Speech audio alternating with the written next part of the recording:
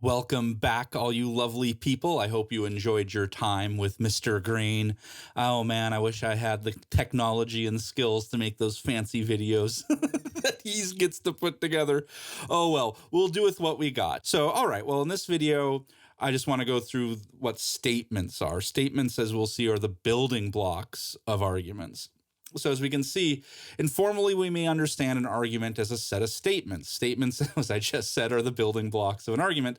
And so this video, again, I just want to talk about what statements are. And statements are an assertion that something is or is not the case. A statement is always either true or false.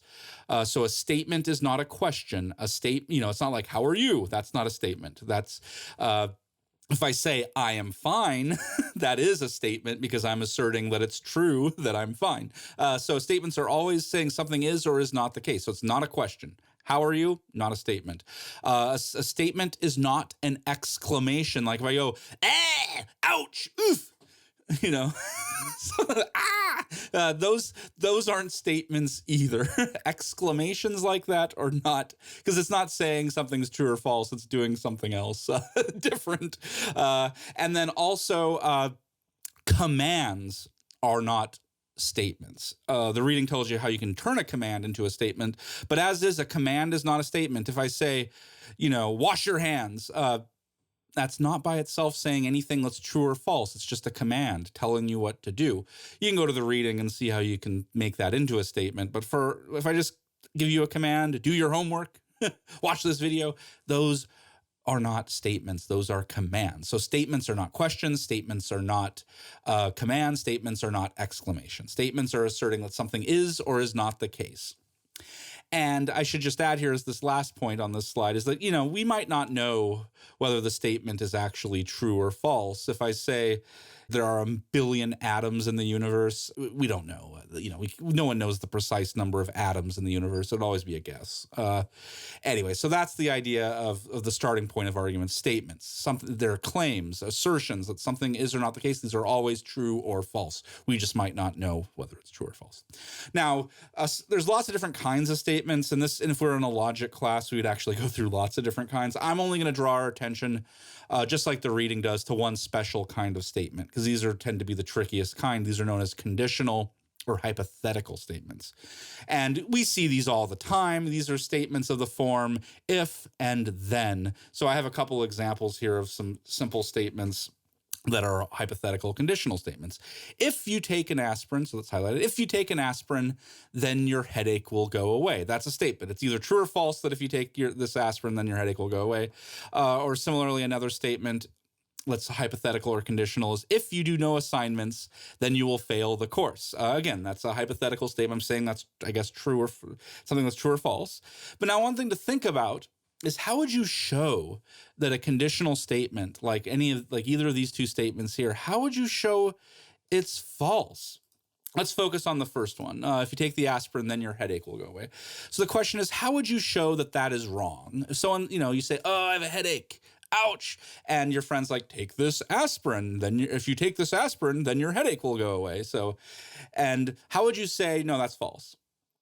Well, it turns out there's really only one way to do this. There's only one way to show this is false. You have to take the aspirin and then be like, wait 5 minutes, I guess, and be like, nope, still have a headache. So again, the way to show that the conditional statement is false, you have to make the if part, you have to make it true. So you take the aspirin and then you see if this does not happen, if the then part does not happen, then this whole thing is false. So again, just to repeat, for an if-then hypothetical conditional statement, there's only one way to show it's false. You make the if part true and show the then part is false. One more time. You show this whole thing is false, only one way to do it. You make the if part true and then show that the then part is false. You still have that headache. I won't walk through the assignments one. I guess you can experiment if you want and do no assignments and we can see what happens. I wouldn't recommend that though. So again, that's the idea here, because if you, for instance, if your friend says, if you take this aspirin, then your headache will go away, and you say, I'm not taking that aspirin, well, then you can't prove them wrong. You can only prove your friend wrong by taking the aspirin and then waiting to see if your headache still is there. So that's the only way that you can show a hypothetical or a conditional statement's false. And so what's going on here is with the conditional statement, it's asserting a special relationship between that if statement, which we call the antecedent, and with the then statement, which is called the consequent. It claims that whenever the antecedent holds, you take the aspirin, you don't do any assignments or activities, it says that then the consequent must hold as well. Your headache goes away or you fail the class.